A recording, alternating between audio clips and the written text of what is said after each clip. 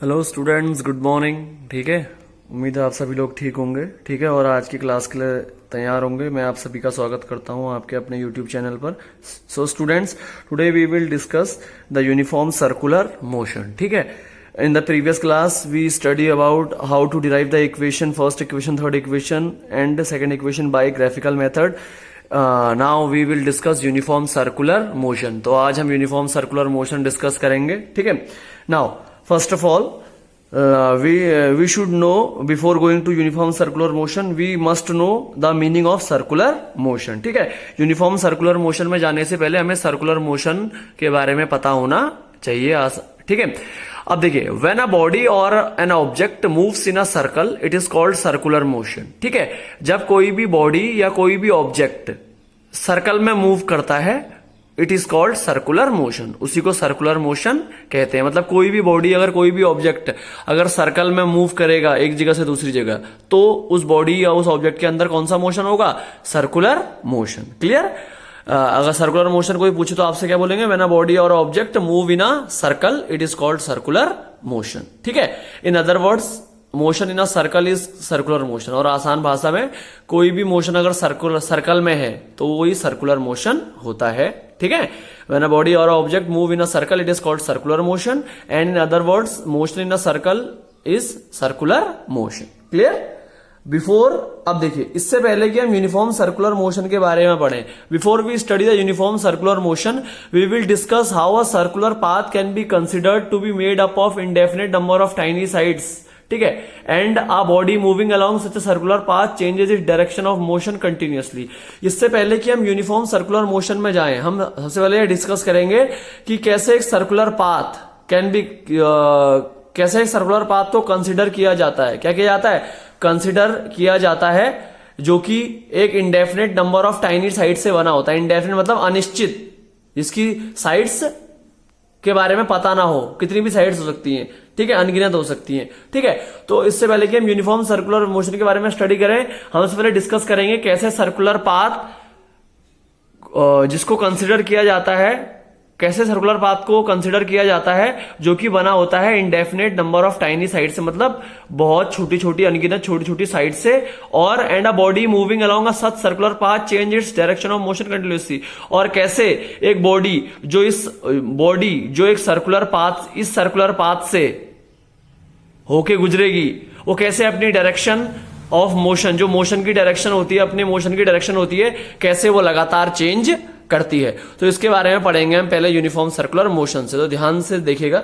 ठीक है, सपोज करना है एक एथलीट है, एक एथलीट जानते ना आप, एक जो धावक होता है। सपोज करना है, suppose an athlete is running along a square track. Understood? सबसे पहले आपको सपोज करना है कि एक एथलीट है, वो दौड़ रहा है एक स्क्वायर ट्रैक में। ये फिगर देखिए आप, स्क्वायर ट्रैक मैंने बनाया हुआ है। सपोज करना है आपने एक एथलीट जो है, suppose an athlete is running along a square track. एक एथलीट है स्क्वायर ट्रैक में रन कर रहा है। ठीक है, अब स्क्वायर ट्रैक आपका बना हुआ है, देखिए। While running along the square track having 4 side the athlete has to change his direction of motion 4 times. ठीक है, at the 4 corners of the square track A, B, C, D। ठीक है, अब देखिए, मैंने बताया कि एथलीट क्या है, स्क्वायर ट्रैक में रनिंग कर रहा है, दौड़ रहा है। While running along the square track having 4 side, जब वो स्क्वायर ट्रैक में दौड़ रहा होगा, ठीक है, जिसकी 4 साइड्स है। स्क्वायर की कितनी साइड्स होती है? 4। तो जब वो 4 साइड्स में स्क्वायर ट्रैक जिसकी 4 साइड है उसमें दौड़ रहा होगा, the athlete has to change his direction of motion 4 time. तो एथलीट को अपनी डायरेक्शन ऑफ मोशन कितनी बार चेंज करनी पड़ेगी? 4 बार। ठीक है, देखिए 4 बार करनी पड़ेगी ना, क्योंकि साइड्स कितनी है स्क्वायर ट्रैक की? 4। तो एथलीट को कितनी डायरेक्शन चेंज करनी पड़ेगी अपनी मोशन की? 4 टाइम्स। 4 टाइम्स अपनी डायरेक्शन ऑफ मोशन उसको चेंज करनी पड़ेगी eight the 4 corner of the square track. 4 corner जो स्क्वायर ट्रैक है वहां पर पहले A कॉर्नर पर अपनी साइड चेंज करनी पड़ेगी, फिर B पर, फिर C पर और फिर D पर। क्लियर? सपोज करा आपने। ठीक है, और उसके बाद फिर सपोज करिए, suppose an athlete run along a hexagonal track. अब दूसरा वाला देखिए, अब एथलीट रन करता है हेक्सागोनल ट्रैक में। हेक्सागोनल ट्रैक मतलब जिसकी 6 साइड होती है। ठीक है, हेक्सागोनल रास्ते, हेक्सागोनल ट्रैक पर एक एथलीट दौड़ता है। While running along the hexagonal track having 6 side, और जब वो दौड़ रहा है हेक्सागोनल ट्रैक में जिसकी 6 साइड है, the athlete has to change the direction of motion 6 time. अब इसकी 6 साइड है हेक्सागोनल ट्रैक की, आप देख सकते हैं। तो एथलीट को अपनी डायरेक्शन ऑफ मोशन कितने टाइम्स चेंज करनी पड़ेगी? 6 टाइम पर, ठीक है, जो कि 6 कॉर्नर पर है हेक्सागोनल ट्रैक के। पहले ए पर चेंज करनी पड़ेगी, फिर बी पर, फिर सी पर, फिर डी पर, फिर ई पर, फिर एफ पर। क्लियर? तो इस तरीके से एथलीट को अपनी डायरेक्शन चेंज करनी पड़ेगी मोशन की 6 बार। ठीक है, समझ गए?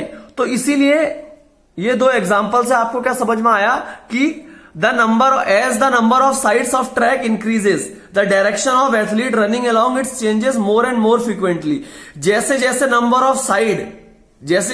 ऑफ साइड ट्रैक में, रास्ते की नंबर ऑफ साइड देखिए, स्क्वायर में 4 साइड्स थी, ठीक है, और हेक्सागोनल में 6 हो गई। ठीक है, तो इस बात से हमें यह पता लगता है कि as the number of side of track increases, जैसे जैसे नंबर ऑफ साइड जो ट्रैक की, रास्ते की इंक्रीज होती है, the direction of an athlete running along its change more and more frequently. ठीक है, और जैसे मैंने बताया नंबर ऑफ साइड ट्रैक की इंक्रीज होती है, ठीक है, तो जो डायरेक्शन है एथलीट की दौड़ने की, the direction of athlete running, जो दौड़ने की जो दिशा है एथलीट की, वो भी चेंज होती है बहुत तेजी से, मोर एंड मोर फ्रीक्वेंटली, बहुत तेजी से चेंज होती है। तो याद रखिएगा, as the number of side of track increases, जैसे जैसे नंबर ऑफ साइड जो होते हैं ट्रैक के इंक्रीज होते हैं, तो इसी के हिसाब से जो एथलीट है या जो ऑब्जेक्ट है, जो बॉडी है, उसकी क्या होती है, उसकी डायरेक्शन भी क्या होती है, चेंज होती है मोर फ्रीक्वेंटली, तेजी से चेंज होती है। क्लियर? तो याद रखिएगा इस बात को। ठीक है, अब क्लियर?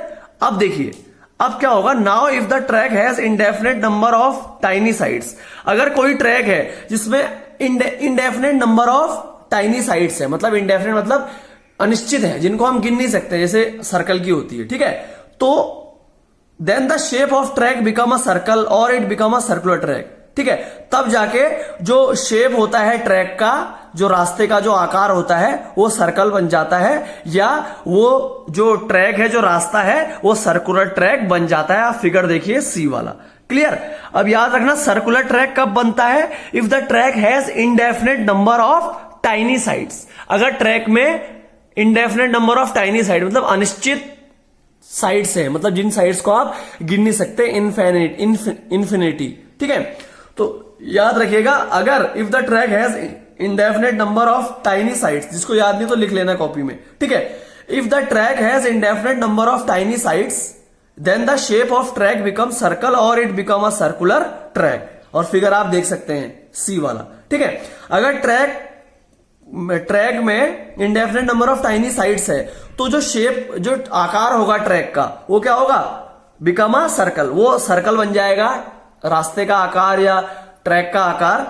ठीक है, and when athlete run along a circular path, और जब एथलीट इस सर्कुलर पाथ में रन करेगा, ठीक है, then his direction of motion changes continuously. और मैंने बताया कि जब टाइनी साइड्स होती हैं, इंडेफिनेट नंबर ऑफ टाइनी, छोटी छोटी indefinite number of tiny sides होती है अनगिनत, तो जो शेप है ट्रैक का सर्कल बन जाएगा। ठीक है, तो सर्कुलर ट्रैक हो जाएगा वो। और जब एथलीट इस सर्कुलर ट्रैक में भागेगा, तो then his direction of motion changes continuously, तब उस एथलीट की जो डायरेक्शन होगी मोशन की, ठीक है, दौड़ने की जो डायरेक्शन होगी मोशन की, वो कंटिन्यूअसली लगातार चेंज होती रहेगी। क्यों? क्योंकि इंडेफिनेट नंबर ऑफ साइड्स है अनगिनत, तो लगातार कंटिन्यूअसली क्या होगी, चेंज होती रहेगी। ठीक है, तो याद रखना, एग्जामिनर ऐसा पूछता है कि when a body or an object run along a circular track then the direction of motion changes continuously or not। ठीक है, जब एथलीट या कोई भी ऑब्जेक्ट, कोई भी बॉडी अगर एक सर्कुलर ट्रैक में भागती है, तो उसकी डायरेक्शन ऑफ मोशन कंटिन्यूअसली, लगातार, तुरंत, फटाफट चेंज होती है। ठीक है, तो इस बात को भी याद रखिएगा, when the athlete run along a circular track then his direction of motion changes continuously। ठीक है, अगर याद नहीं है तो आप लिख सकते हैं इसको। ठीक है, क्लियर?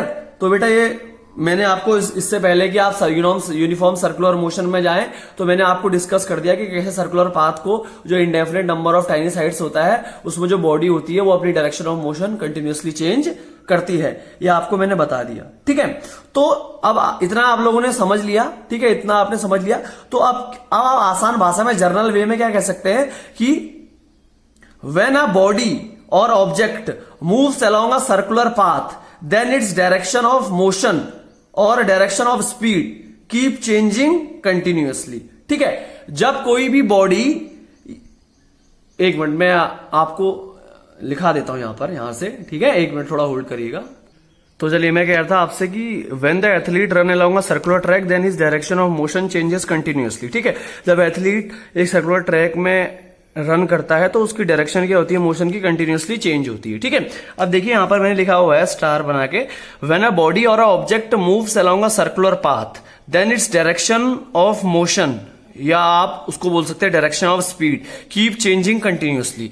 तो इस बात को याद रखिएगा, व्हेन अ बॉडी और object moves along a circular path then its direction of motion और direction of speed keep changing continuously.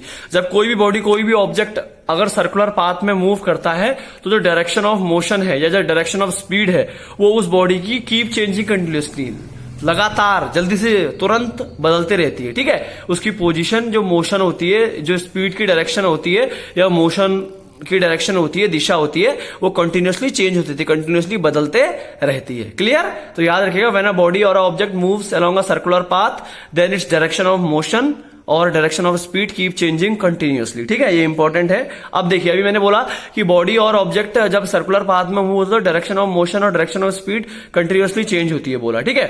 So if an athlete move with constant speed, अब मैंने बोला कंटिन्यूअसली चेंज होती है, अगर एथलीट मूव होगा constant speed के साथ, एक जैसी, कांस्टेंट मतलब स्थिर, एक जैसी स्पीड से, so if an athlete move with a constant speed along a circular path, अगर कोई भी एथलीट मूव होता है कांस्टेंट स्पीड के साथ along a circular path, then the velocity of athlete will not be constant. तो याद रखिए, अगर कोई भी एथलीट मूव होता है कांस्टेंट स्पीड के साथ, कांस्टेंट स्पीड के साथ चलता है, मूव करता है सर्कुलर पाथ में, तो उस कंडीशन में जो वेलोसिटी ऑफ एथलीट, जो वेलोसिटी होगा, जो वेग होगा, वेलोसिटी होगी एथलीट की, विल नॉट बी कांस्टेंट, वो कांस्टेंट नहीं होगी, वो कांस्टेंट मतलब एक जैसी नहीं होगी, स्थिर नहीं होगी, अस्थिर होगी, ठीक है। पहले तो याद रखिए, एग्जामिनर पूछ सकता है, ठीक है, कि what is the velocity of an athlete when an athlete move with constant speed along a circular path, ठीक है। क्या एग्जामिनर पूछ सकता है कि क्या होगी वेलोसिटी एथलीट की जब कोई भी एथलीट मूव होता है कांस्टेंट स्पीड के साथ सर्कुलर पाथ में, तो आप बोलेंगे the velocity of athlete will not be constant in that particular case. Clear? पहले याद रखिए, if an athlete moves with a constant speed along a circular path then velocity of athlete will not be constant. याद रखिए English में, ठीक है। If an athlete moves, समझाने के लिए हिंदी में समझा दिया मैंने, कि अगर एक एथलीट कांस्टेंट सर्कुलर पाथ में, ठीक है, एक एथलीट मूव होता है सर्कुलर पाथ में कांस्टेंट स्पीड के साथ, एक जैसी गति के साथ, स्थिर गति के साथ, ठीक है, तो जो वेलोसिटी होती है एथलीट की वो कांस्टेंट नहीं होती है, वेग जो होता है एथलीट का, velocity of athlete will not be constant. अब सवाल उठता है क्यों, आपको पता है क्यों,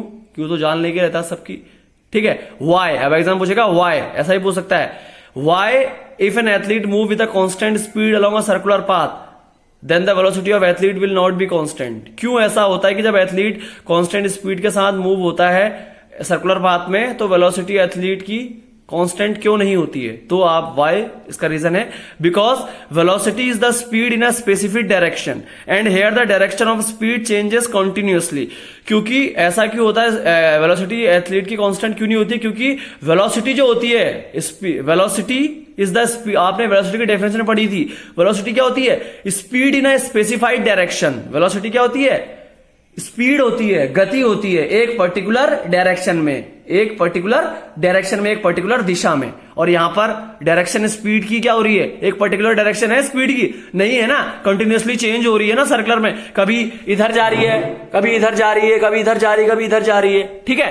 तो क्या बोलोगे आप? Why the velocity of athlete will not be constant when an athlete move with a constant speed in a circular path, because velocity is the speed in a specified direction and here the direction of speed changing continuously। क्यों? क्योंकि speed, velocity क्या होती है? Speed होती है specified direction में, लेकिन यहां पर जो डायरेक्शन है स्पीड की वो कंटिन्यूअसली चेंज हो रही है। कंटिन्यूअसली क्या हो रही है? चेंज हो रही है। तो यहां पर जो स्पीड है वो कंटिन्यूअसली चेंज हो रही है और वेलोसिटी होती है speed in a specified direction. तो वेलोसिटी क्या होगी यहां पर? कांस्टेंट होगी? नहीं, सवाल ही नहीं होता है, ठीक है। क्लियर? तो अगर बिकॉज पूछेगा कि एथलीट की वेलोसिटी कांस्टेंट क्यों नहीं है, तो आप बोलेंगे because velocity is the speed in a specified direction, ठीक है, and here the direction of speed changes continuously, यहां पर स्पीड जो है कंटिन्यूअसली चेंज हो रही है। ठीक है, अब देखिए since the velocity changes due to continuous change in direction. अब वेलोसिटी चेंज क्यों हो रही है बार बार, ये भी पूछ सकता है। क्यों?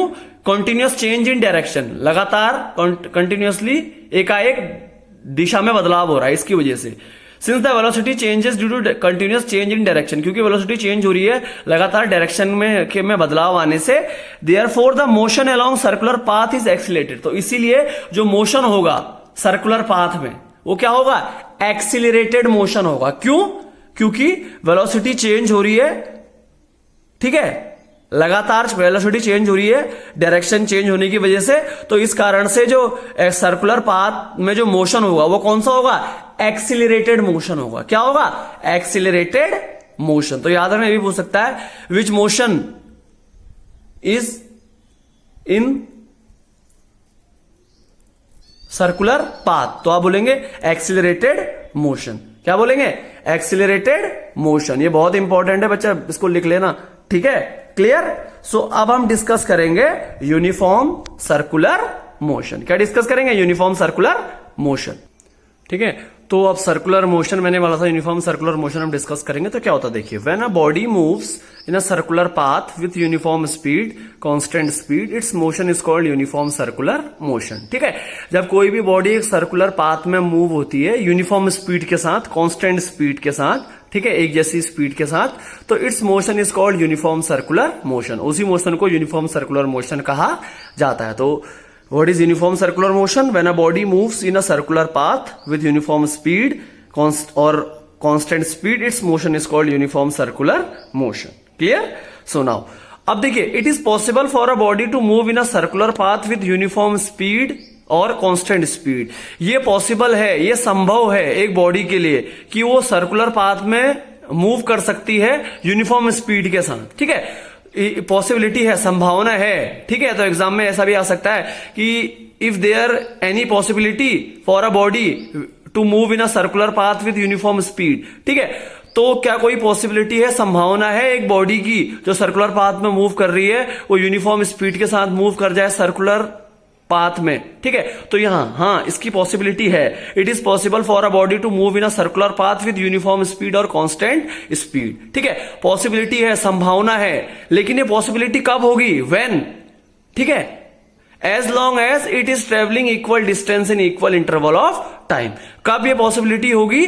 जब बॉडी इक्वल डिस्टेंस ट्रेवल करेगी इक्वल इंटरवल ऑफ टाइम में। ठीक है, इक्वल डिस्टेंस मतलब बराबर दूरी तय करेगी बराबर अंतराल में, समय के बराबर अंतराल में। ठीक है, तो एग्जाम याद रखिएगा, it is possible for a body to move in a circular path with uniform speed as long as it is travelling equal distance in equal interval of time. ठीक है, यह संभावना है एक बॉडी के लिए जो सर्कुलर पाथ में मूव हो रही है कि वो यूनिफॉर्म स्पीड में मूव कर सके, लेकिन ये संभावना, ये पॉसिबिलिटी तभी क्रिएट होगी, तभी बनेगी जब तक वो बॉडी ट्रेवल करेगी इक्वल डिस्टेंस में इक्वल इंटरवल ऑफ टाइम में। जहां से बॉडी ने equal distance equal interval of time में ट्रेवल नहीं किया तो यह संभावना वहां से बिल्कुल खत्म हो जाएगी कि एक बॉडी जो सर्कुलर पाथ में मूव हो रही है वो यूनिफॉर्म स्पीड के साथ मूव करेगी, वहां से संभावना खत्म हो जाती है। ठीक है, क्लियर? अब देखिए, but the velocity of a body moving in circle with uniform speed is not uniform. लेकिन देखिए, मैंने बोला कि यह संभावना तो हो सकती है कि एक बॉडी जो सर्कुलर पाथ में मूव हो रही है वो यूनिफॉर्म स्पीड में आ सकती है, लेकिन जो वेलोसिटी है बॉडी की,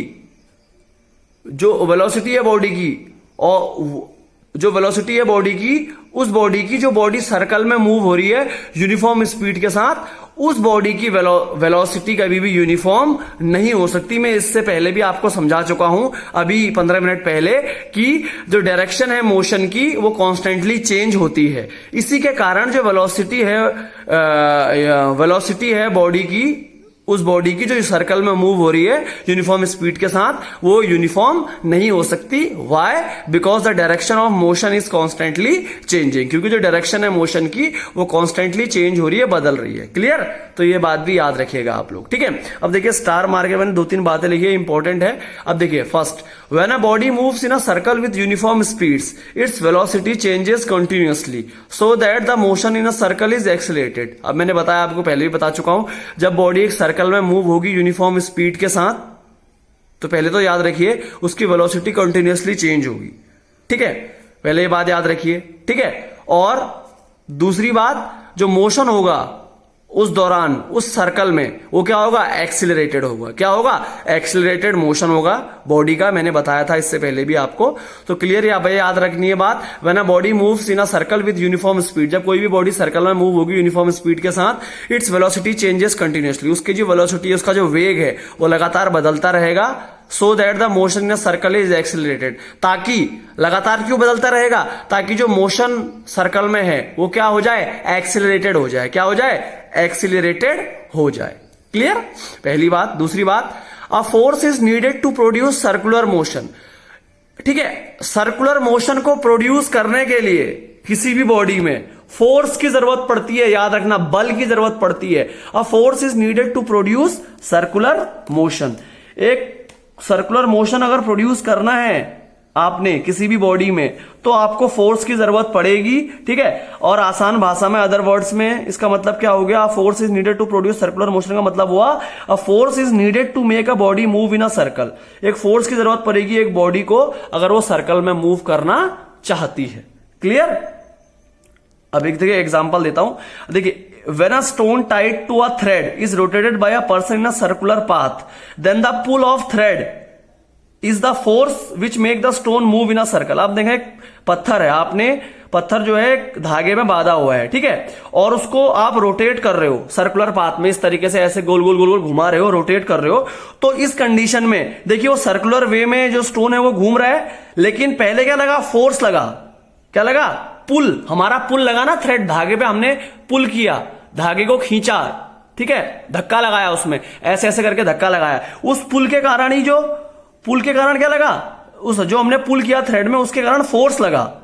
किस पर, स्टोन पर, और वो स्टोन क्या हो गया, सर्कल में मूव होना स्टार्ट हो गया। क्लियर। तो फोर्स की जरूरत पड़ती है सर्कुलर मोशन प्रोड्यूस करने के लिए किसी भी बॉडी में। एग्जांपल मैंने दे दिया कि जब स्टोन को आप टाई करेंगे, when a stone is tied to a thread is rotated by person in a circular path, then the pull of thread is the force which make the stone move in a circle. ठीक है, जब पत्थर आप बांधेंगे एक thread में, धागे में, और उसको रोटेट करेंगे, ठीक है, सर्कुलर पाथ में, तो जो पुल होगा थ्रेड का, जो पुल होगा, जो आप क्या लगाएंगे, धक्का लगाएंगे थ्रेड पर, धागे पर, वो क्या होगा, फोर्स होगा, और वही फोर्स क्या करेगा, स्टोन को मूव कराएगा सर्कल में। ठीक है, क्लियर।